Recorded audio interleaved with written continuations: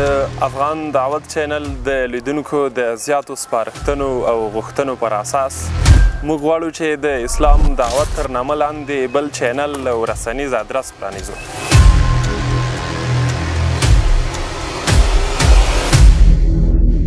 په دې چینل کې به د روافضو او ملحدینو رد، د اسلام د مرتدینو نیوکې او له هغوی سره مناظرې، د عیسویانو نیوکې او له هغوی سره مناظرې او د استاد مسعود سحاق ټولې علمي او څیړنیزې لیکنې او خپرونې خپرېږي.